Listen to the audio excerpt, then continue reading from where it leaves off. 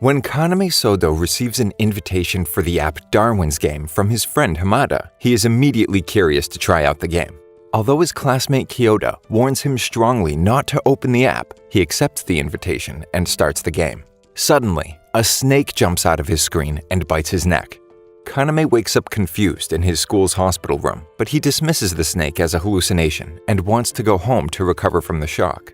Kyoda warns him again not to open the game app, but Kaname cannot contain his curiosity on his way home. He opens the game once again and accepts a combat challenge from Banda-kun, an aggressive man in a panda costume who suddenly appears next to him on the subway.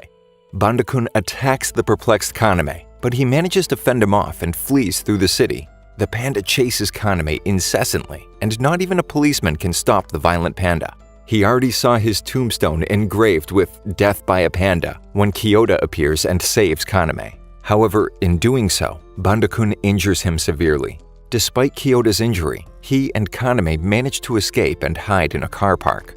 Kaname now finally realizes that this is no ordinary mobile game. It is a real-life game with no way to escape, and the stakes are life or death.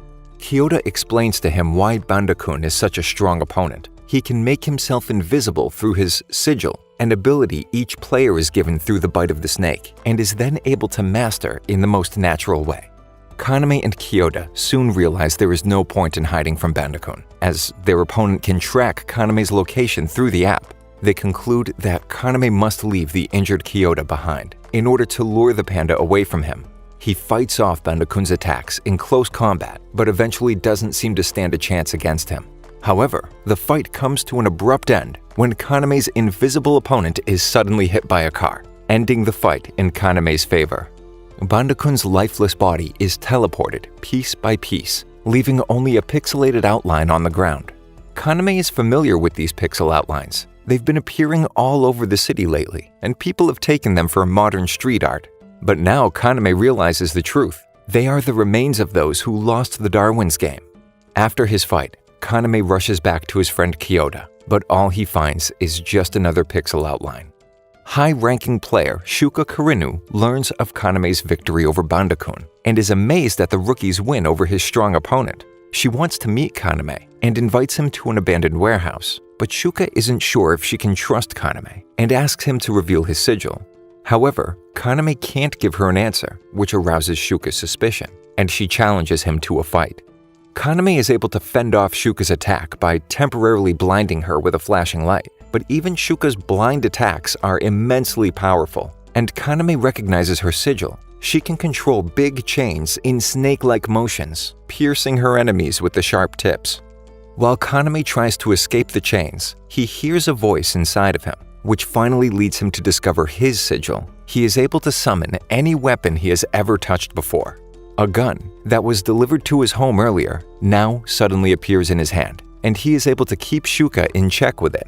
Shuka sees no option but to admit her defeat. Kaname lets out a sigh of relief and faints. The next morning, Kaname wakes up in Shuka's bed. She asks him to create a clan with her, as joining forces is a popular tactic by many players in Darwin's Game, to fight together, defend each other, and collect points together. Kaname agrees, but he learns that he has to get above Fighting Class B2 first. An ideal opportunity to level up presents itself to Kaname shortly thereafter. He receives a mysterious invitation in the game. Some selected players are allowed to participate in a treasure hunt in Shibuya.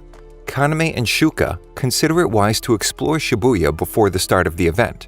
During their tour, Shuka explains important information to Kaname about Darwin's Game, or D-Game as they call it in public to keep its existence a secret.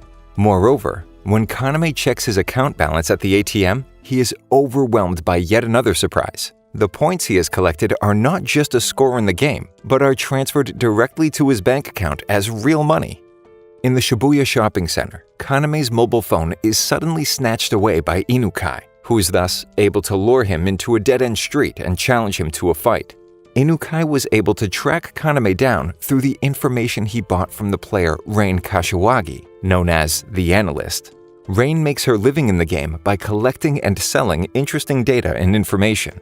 Since word had already spread that newcomer Kaname had defeated both the new killer Banda-kun and the invincible queen Shuka, He presented an interesting target for Inukai, but Inukai's attack on Kaname turns out to be only a short fight before Shuka rushes to his aid, forcing Inukai to surrender. Suddenly, the treasure hunt begins, and the players are transferred to separate locations. Kaname finds himself in a hotel room and receives information about the treasure hunt. The goal of the 300 participants is to find at least 3 golden rings within 24 hours. However, there's a catch. There are only 300 rings in total. Using the dimensional camera on his phone, Kaname immediately finds his first ring under his bed. But he isn't able to keep it for long, as he is attacked outside his hotel room by a player with a machine gun. He hands over his ring to the opponent, who spares Kaname's life and leaves through the elevator. Kaname is eager to leave the hotel and find Shuka, but this proves impossible as all the stairs are covered in proliferating thicket. Kaname sees the elevator as his only way of exiting the building, but Rain, the analyst, appears at the last moment and stops him from stepping into it. As the lift doors open, Kaname sees the reason for Rain's warning. His previous attacker with the machine gun is lying motionless on the ground, in the clutches of a massive plant. Rain immediately recognizes the work of the powerful player, the florist, who has trapped the entire hotel in plants. As Kaname and Rain search for a way out of the hotel, a chilling thought occurs to them. Why was the body of the attacker in the elevator still there and not turned into a pixel outline? Just as the two realize the implications of this circumstance, they get an answer to their question. A crowd of zombie-like players attacks them. These players seem not to have been killed by the plants, but rather poisoned, and are now under the control of the florist. Rain analyzes the tricky situation she and Kaname find themselves in. With the help of her sigil called Lapis, she is able to analyze all information of the universe, seeing past and future clearly before her eyes. She concludes that the florist must be in the surveillance room, watching them through the surveillance cameras as he unleashes his mind-controlled soldiers on them. Therefore, Kaname and Rain destroy the surveillance cameras and hide in a hotel room to make a plan. To avoid the plants inside the building, Kaname rappels down the facade of the tower and meets the florist on the ground floor, who is ready to fight Kaname and transforms into a powerful plant creature.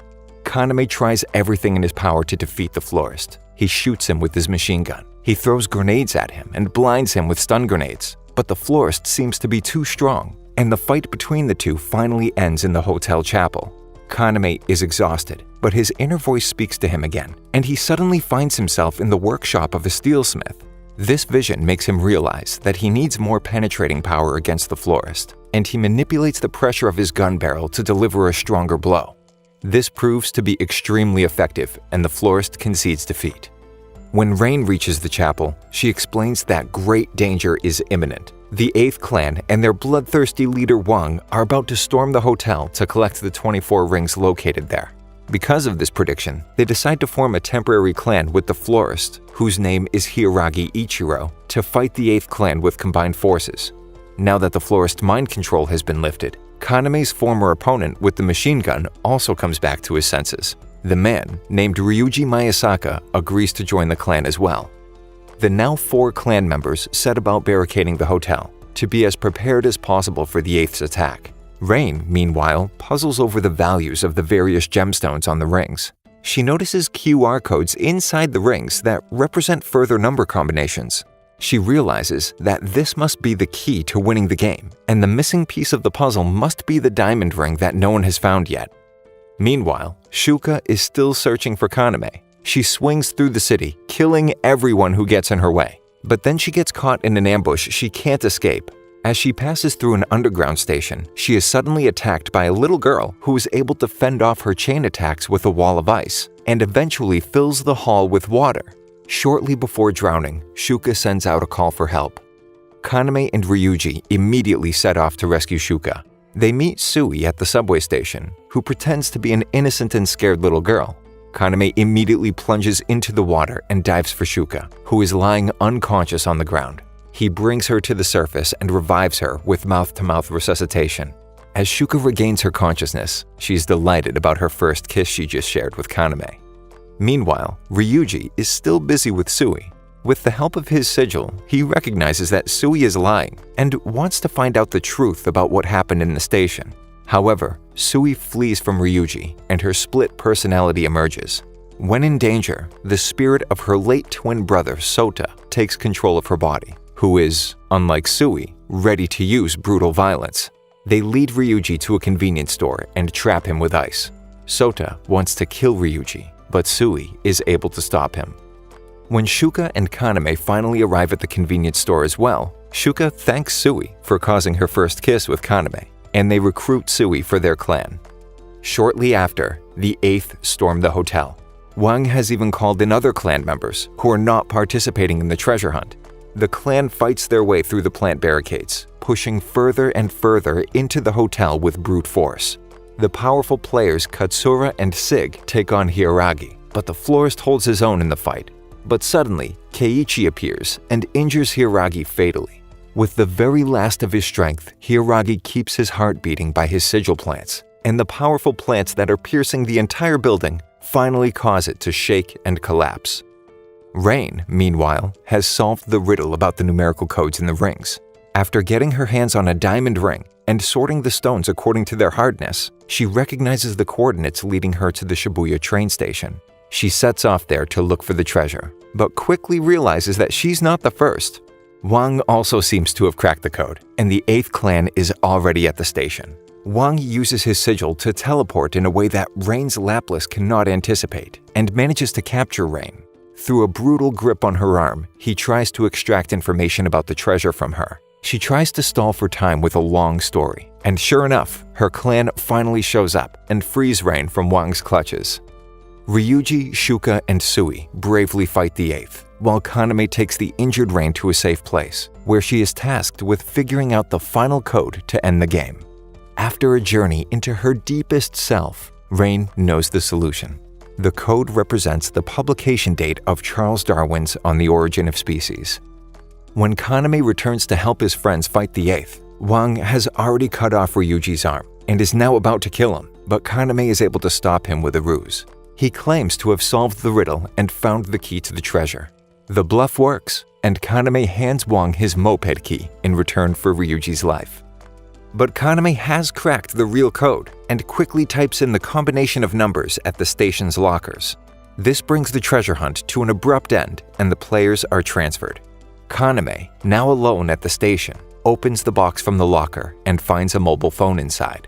The phone rings, and the game master congratulates Kaname on his victory. He explains to him that in addition to the myriad of points he has won, he is now also entitled to a very special prize, namely that Kaname may choose an in-game privilege.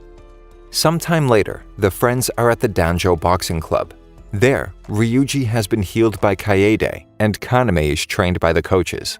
Master Danjo expresses his wish to join forces with Kaname's clan, who have named themselves the Sunset Ravens. But first, Danjo needs Kaname to prove himself worthy and defeat him in a fight. It's a tough fight between Danjo and Kaname, with Inukai as the referee and Rain and Ryuji in the stands. But eventually, Danjo deems Kaname worthy enough and accepts him and the Sunset Ravens as alliance partners. Suddenly, a mysterious masked woman appears and kidnaps Kaname. The woman turns out to be Liu Shulan, the first-placed player of the D-game, who stems from a long generation of assassins. She had recognized Kaname's potential and now considered him the ideal partner to have children with and pass on their skills to the next generation. Shuka is outraged by Kaname's kidnapping. She chases Shulan's car together with Rain, Ryuji, and Sui and launches an attack on Shulan from the roof of her car. An epic battle on the car roofs begins, but Shuka's attack seems futile until Kaname intervenes. He throws bottles to her. Shuka uses her chains to direct them onto the tires of Shulan's car, and Sui freezes the contents, thus blocking the wheels. Shulan admits defeat and expresses her desire to join the Sunset Ravens clan. Despite much protest from the clan members, Kaname agrees. Meanwhile, the 8th clan is already plotting their new revenge. They hold Kaname's schoolmate, Shinuzuka, captive and torture him in order to lure Kaname to an old warehouse. Kaname is furious and immediately sets out to free his friend, supported by the Sunset Ravens and Inukai. Before the clan arrives at the warehouses, a large police contingent is already there, but the 8th slaughter the entire task force without much effort. When the Sunset Ravens arrive, they immediately set about fighting the 8th. Sui and Rain join forces against the attackers, and Inukai fights the martial artist Keiichi. However, when Kaname learns that Shinozuka has been killed, something changes in him. Now, with Hamada, Kyoda, and Shinozuka, 3 of his classmates have been killed in this game. Breaking his own supreme principles of not unnecessarily hurting anyone, he decides there is no other option but to kill the 8th. Kaname aggressively fights his way forward, shooting anyone who gets in his way. Meanwhile, Shuka single-handedly takes on Wang. She has spanned the entire warehouse with thin wires, which she can control with micro-vibrations using her sigil. Without moving much herself, she manages to fend off Wang's attacks, cutting off his limbs in the process. Finally, she catches Wang in the wire net and sends him plummeting from the sky. Wang is able to use his sigil just in time to avoid fatal impact, but Kaname and Ryuji are already standing in front of him pointing their weapons. Kaname now reveals his granted privilege to Wang. He is a high roller who went all in the fight against the 8th clan. This now means that all of 8th clan's points are transferred to the Sunset Ravens account, and the opponents have thus lost the game. The remaining 8th members are now transferred, including Wang, who Kaname shoots in the head as a last farewell. The battle against the 8th is now over, but Kaname swears revenge on the Game Masters. He wants to end this game once and for all, and his clan agrees to support him in this endeavor. Together, the now bloodthirsty Sunset Ravens take over the Shibuya area and declare it a D-game free zone. The Game Master, on the other hand, is delighted with the developments. Now the game can finally reach its next level. Thank you for sticking until the end. Subscribe for more videos like this.